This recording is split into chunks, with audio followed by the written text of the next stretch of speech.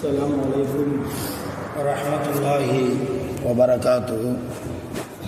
أحمد الله العظيم ونصلي على رسوله الكريم. அம்மா பாத். அன்பான ஜமாத்தார்களே, பெரியோர்களே, அல்லாவின் கிருபையால் ஃபஜ்ருடைய தொழுகையை தொழுதுவிட்டு குர்ஆனுடைய வசனங்களின் விளக்கங்களை, அர்த்தங்களை, அதை சார்ந்திருக்கிற வரலாறுகளை எல்லாம் தெரிந்து கொள்வதற்காக நாம் எல்லாம் அமர்ந்திருக்கிறோம். ரப்பு சுப்ஹானஹு வ தஆலா நம்முடைய எல்லா அமல்களையும் முழுமையாக கபூல் செய்வானாக. ஆமீன். ரப்புல் ஆலமீன் இன்றைய நாளை பரக்கத்து நிறைந்த நாளாக, ரஹ்மத்து நிறைந்த நாளாக, கெட்ட முடிவுகளை விட்டும், முசீபத்துகளை விட்டும், நோய் நொடிகளை விட்டும், ஆஸ்பத்திரி செலவுகளை விட்டும், ஷைத்தான்களுடைய தீங்குகளை விட்டும், பொறாமைக்காரர்களுடைய தீங்குகளை விட்டும் பாதுகாப்பு பெற்ற நாளாக அல்லாஹ் இந்த நாளை நமக்கு அமைத்து தருவானாக. ஆமீன். சங்கையானவர்களே, சூரத்துல் ஃபாத்திஹாவில் 2வது வசனம் அர் ரஹ்மானிர் ரஹீம், 1வது வசனம் அல்ஹம்துலில்லாஹி ரப்பில் ஆலமீன். இது குறித்து நாம் கடந்த நாட்களில் பேசியிருக்கிறோம். சில விளக்கங்களை, வரலாறுகளை தெரிந்திருக்கிறோம். 2வது வசனம் அர் ரஹ்மானிர் ரஹீம். அர் ரஹ்மான் என்றால் அருளாளன் என்று அர்த்தம். அர் ரஹீம் என்றால் அதற்கும் அருளாளன், அன்பாளன், அன்புமிக்கவன், கருணை உள்ளவன் என்று அர்த்தம். கிட்டத்தட்ட அர் ரஹ்மான் என்ற வாசகத்துக்கும் வார்த்தைக்கும் அர் ரஹீம் என்ற வார்த்தைக்கும் ஒரே அர்த்தம்தான். அன்பாளன், கருணை உள்ளவன், இரக்கம் உள்ளவன் என்றுதான் அர்த்தம். இங்கே நாம் யோசிக்க வேண்டும்.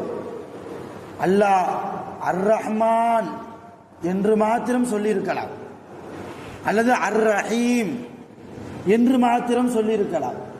இந்த ஆயத்தில், சூரத்துல் ஃபாத்திஹாவில், அல்ஹம்து சூராவில் 2வது ஆயத்தில் அர் ரஹ்மானையும் சேர்க்கிறான், அர் ரஹீமையும் சேர்க்கிறான்.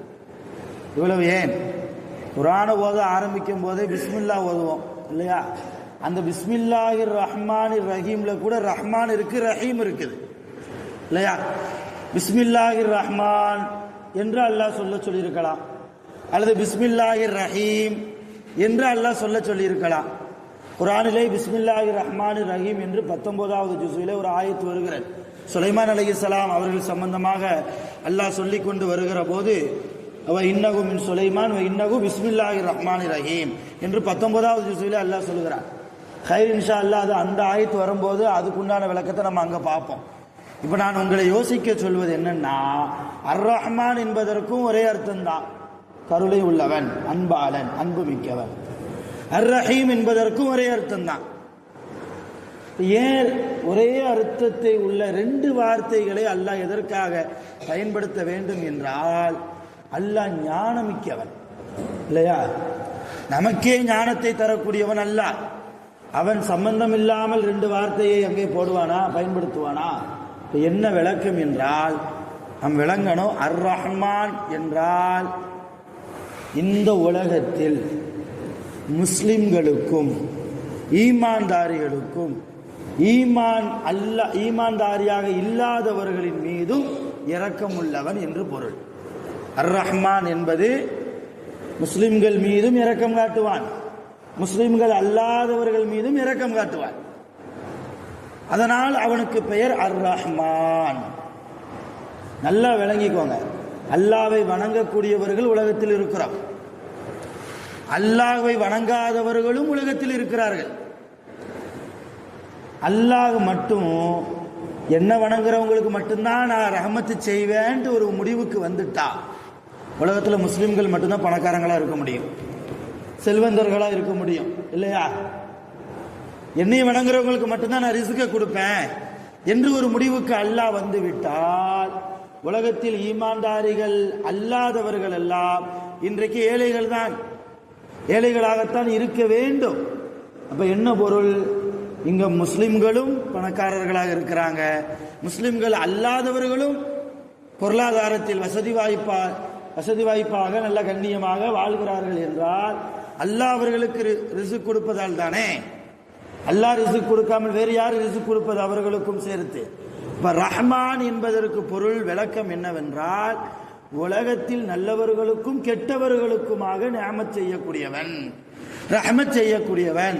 அதனால் அவனுக்கு பெயர் ரஹ்மான். இப்போ உலகத்தில் அல்லாஹ் எல்லோருக்கும் ரஹ்மானாக இருக்கிறார். ரஹீம் என்றால் நாளை கியாமத்தில் ஈமான்தாரிகளுக்கு மாத்திரம் ரஹ்மத் செய்யக்கூடியவன். கியாமத்தில் கெட்டவங்களுக்கெல்லாம் அல்லாஹ் ரஹ்மத் செய்யறது கஷ்டம். இல்லா பில்லா, அல்லாஹ் நாடினாலே தவிர. அவன் மனசு வைத்தால் யாரை வேண்டுமானாலும் மன்னிக்கலாம். ஆனால் ஹதீஸின் அடிப்படையில் பார்க்கிற போது, குர்ஆனின் அடிப்படையில் பார்க்கிற போது, யார் தக்வா உணர்வோடு வாழ்ந்திருக்கிறார்களோ, யார் அல்லாஹ்வை பயந்து வாழ்ந்திருக்கிறார்களோ, யாரிடத்தில் இஹ்லாஸ் என்கிற மன தூய்மை இருந்ததோ, அவர்களுக்கு மாத்திரம் கியாமத்தில் ரஹ்மத்து செய்வதால் அல்லாஹ் ரஹீமாக இருக்கிறான். ரஹ்மானுக்கும் ரஹீமுக்கும் விளக்கம் புரிஞ்சுதா? ரஹ்மான் என்றால் உலகத்தில் எல்லோருக்கும் ரஹ்மத் செய்யக்கூடியவன், நல்லவர்களுக்கும் சரி கெட்டவர்களுக்கும் சரி, ஈமான்தாரிகளுக்கும் சரி ஈமான் அல்லாதவர்களுக்கும் சரி, எல்லோருக்கும் ரஹ்மத் செய்யக்கூடியவன். அதனால் அவனுக்கு பெயர் ரஹ்மான். கியாமத்தில் நல்லவர்களுக்கு மட்டும் ரஹ்மத் செய்வதால் அவனுக்கு பெயர் ரஹீம்.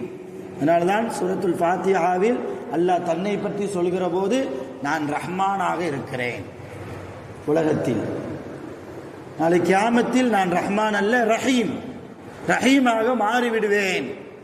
ஆக ரஹ்மானும் நான் தான், ரஹீமும் நான் தான், எனக்கே எல்லா புகழும், அகிலத்தாருடைய இரட்சகனும் நான் தான், எனவே எனக்குத்தான் எல்லா புகழும் என்று அல்ஹம்துலில்லாஹி ரப்பில் ஆலமீன் அர் ரஹ்மான் ரஹீம் என்று அல்லாஹ் சொல்கிறார். அருமையான பெருமக்களை, ரஹ்மான் ரஹீம் என்பதற்கு இப்படி ரெண்டு விளக்கம் இருந்தாலும் கூட ஒரே கருத்து, அவன் இரக்கமுடையவன். அவனுடைய கோபத்தை விட அவனுடைய இரக்கம் விசாலமானது. அவனுடைய கோபத்தை விட அவனுடைய மன்னிக்கும் தன்மை ரொம்ப பெரியது, ரொம்ப விசாலமானது. அவன் மன்னிக்காவிட்டால் வேறு யாரு மன்னிப்பது? பாவம் செய்ய வைப்பதும் அவன்தானே, பொய் பேச வைப்பதும் அவன்தானே, புறம் பேச வைப்பதும் அவன்தானே. நாம் உண்மையான முறையில் நாம் செய்கிற பாவத்திற்கு தௌபா கேட்டு விட்டால் அவன் மன்னிப்பது விசாலமானவன். ஒரே ஒரு சம்பவத்தை மட்டும் சொல்லி முடிக்கிறேன். கியாமத்தில் அல்லாஹ் ஒரு ஆளை கூப்பிட்டு எடை போடுவான். நன்மை எவ்வளோ செஞ்சிருக்கிற, பாவம் எவ்வளோ செஞ்சிருக்கிற, ரெண்டும் சரிசமமாக இருக்கும், ரெண்டும் சரிசமமாக இருக்கும். இப்போ அல்லாஹ் சொல்வான், நீ நரகத்துக்கும் போவேனா சொர்க்கத்துக்கும் போவேனா, ஆனால் நரகத்தினுடைய வாசலில் நீ இருந்து கொள். நரகத்துக்குள்ள இல்லை, நரகத்தினுடைய வாசலில் இருந்து கொள். நரகத்தில் இருந்து வரக்கூடிய அந்த உஷ்ணம், அந்த வெப்பம் தாங்க முடியாமல் அந்த அடியான் அல்லாஹ் திக்ர் செய்வானா. என்ன திக்ர் தெரியுமா? அதையும் ரசூலுல்லாஹ் சொல்றாங்க, யா ஹன்னான் யா மன்னான், யா ஹன்னான் யா மன்னான். யா ஹன்னான் யா மன்னான் என்ன அர்த்தம்? உதவி செய்யக்கூடியவனே, இரக்கமுடையவனே என்றுதான் அர்த்தம். மிருதுவான குணத்தை கொண்டவனே என்று அர்த்தம். திரும்ப திரும்ப செய்கிறார், யா ஹன்னான் யா மன்னான். அல்லாஹ் கூப்பிடுறார். அல்லாஹ் கேட்டான், எதுக்கப்பா என்னைய கூப்பிடுற? இல்லையா அல்லாஹ், நரகத்துக்குள்ள என்னை இப்படி போக வைக்கல, உனக்கே எல்லா புகழும். இருந்தாலும் அந்த நரகத்திலிருந்து வரக்கூடிய அந்த வெப்ப காற்று, அனல் காற்று என்னால் தாங்கவே முடியவில்லை ரப்பே. அதனால் இந்த நரகத்துக்கும் சொர்க்கத்துக்கும் நடுவில் ஒரு மரம் இருக்குது இல்லையா, அந்த மரத்தில் போய் நான் உட்காந்துக்கிறேனே, அந்த மரத்துக்கு கீழே நான் உட்காந்துக்கிறேனே. சொர்க்கம்லாம் எனக்கு வேணாம், ஏன்னா நான் அமல் செய்யல இல்லையா, சொர்க்கம்லாம் எனக்கு வேணாம். அதே மாதிரி நரக வாசலும் எனக்கு வேணாம். அந்த நடு மரத்துக்கு பக்கத்தில் நான் உட்காந்துக்கிறேன். இப்போ அல்லாஹ் சொல்வானா, இனிமேல் என்னை கூப்பிடக்கூடாது, என்னை டிஸ்டர்ப் பண்ணக்கூடாது, போய் அங்கே போய் உட்காந்துக்க. மறுபடியும் யாங்கன்னான் யாமன்னான் சொல்லக்கூடாது, சரியா? சரி ரப்பே, நான் அங்கே போய் உட்காந்துக்கிறேன். போ. அந்த அடியார் ஓடி போய் உட்கார்ந்துருவார். ஒரு பக்கத்தில் இருந்து நரகத்தினுடைய வெப்ப காற்று, உஷ்ணம், அனல் பறக்க வந்து கொண்டிருக்கிறது. இன்னொரு பக்கம் சுவனத்தினுடைய தென்றல் காற்று. அவர் இதையும் பார்க்கிறாரு, இந்த வெப்ப காத்தையும் அனுபவிக்கிறாரு, சுவன காத்தையும் அனுபவிக்கிறாரு. மறுபடியும் அல்லாஹ் கூப்பிடுறாரு, யா ஹன்னான் யா மன்னான், யா ஹன்னான் யா மன்னான். அல்லாஹ் கூப்பிடுறாரு. அல்லாஹ் மறுபடியும் சொன்னான், என்னப்பா கூப்பிட மாட்டேன்டியே, மறுபடியும் கூப்பிடுறிய? இல்லை, கொஞ்சம் அந்த சுவனத்தினுடைய வாசல்ல போய் என்னை உட்கார வச்சா, சுவனத்துக்குள்ளே எல்லாம் போக வேண்டாம் ரப்பே, சுவனத்துக்குள்ளே எல்லாம் என்னை அனுப்ப வேண்டாம் ரப்பே, அந்த வாசல்ல போய் என்னை உட்கார வச்சிட்டீங்கன்னா சுவனவாசிகள் படக்கூடிய அனுபவிக்கக்கூடிய இன்பங்களை பார்த்துக்கிட்டே என் ஆயில கழிச்சிடுவேன். அது போதும். ஆனால் அவ்வளவு தென்றல் காற்று. சரி, இனிமேல கூப்பிட மாட்டிய, சத்தியமா கூப்பிட மாட்டேன், கூப்பிடவே மாட்டேன். சரி போய் உட்கார்ந்துக்கோம்பா அல்லா. இவரு மறுபடியும் போய் உட்காருவார். சுவனத்தினுடைய சுபஹானல்லாஹ் வர்ணிக்க முடியுமா? சுவனத்தை எந்த நாவுகளாலாவது வர்ணிக்க முடியுமா? எந்த வார்த்தைகளாவது வர்ணித்து சொல்ல முடியுமா? அவ்வளவு இன்பங்கள் சுவனவாசிகள் எல்லாம் உள்ள கூர்ணியின் பெண்களோடு உல்லாசமாக இருப்பது. மது ஆறு, பாலாறு, தேனாறு இல்லையா, எல்லாமே இங்க ஹராமாக்கப்பட்டதுல அங்க ஹலால். இங்க மது ஹராம், சாராயம் ஹராம், அங்க ஹலால். என்ன ஒண்ணு, இங்க போதை இருக்கும், அங்க போதை இருக்காது. அதான் வித்தியாசம். எல்லாமே அனுபவிப்பாங்க இல்லையா? எல்லாத்தையும் சுவன வாசல்ல உட்கார்ந்து பார்த்துட்டு அந்த அடியார் மறுபடியும் யா ஹன்னான் யா மன்னான், யா ஹன்னான் யா மன்னான். அல்லாஹ் என்னடா கூப்பிட மாட்டேன் கூப்பிட மாட்டேன்னு சொல்லி நரகத்துடைய வாசல்ல இருந்து சுவன வாசலுக்கு வந்தும் கூட கூப்பிடுறியே, லேசா எட்டி உதச்சினா உள்ள போய் விழுந்துருவேன். வாசல்ல இருக்கிற என் முதுகுல லேசா எட்டி உதச்சிட்டீன்னா உள்ள போய் விழுந்துருவேன். கொஞ்சம் பிச்சை போட, நீ கொடுக்காட்டி வேற யாரு கொடுப்பது ரப்பே, போடா. சுப்ஹானல்லாஹ், எவ்வளவு விசாலமானவன் அல்லாஹ். அதற்காகத்தான் இந்த சம்பவத்தை சொல்கிறேன். உலகத்தில் தன்னை வணங்க மறுத்தவன், அல்லாவை பயப்பட மறுத்தவன், அல்லாஹ் எந்த பாதையின்படி நடக்க சொன்னானோ அந்த பாதையை விட்டும் வேறு பாதையில் போனவன், அவனுக்கு அல்லாஹ் கியாமத்தில் மன்னிக்கிறான் என்றால் சுப்ஹானல்லாஹ், அவனுடைய ரஹ்மத் விசாலமானது. அவன் விசாலமான கருணை உள்ளம் கொண்டவன். அதனால் யாரும் அவனுடைய ரஹ்மத்தில் எக்காரணத்தை கொண்டும் நிராசை ஆகிவிடவே கூடாது. இன்ஷா அல்லாஹு தஆலா தொடர்ந்து நாளைக்கும் அல்லாஹ்வுடைய ரஹ்மத்தை பற்றி பேசுவோம். ரப்பு சுப்ஹானஹு வ தஆலா குர்ஆனின்படி ஹதீஸின்படி நல்லோர்களுடைய வாழ்க்கையை பின்பற்றி வாழ்வதற்கு அல்லாஹ் நம் அனைவர்களுக்கும் அருள் புரிவானாக. ஆகிரு தஅவானா அல்ஹம்துலில்லாஹி ரப்பில் ஆலமீன்.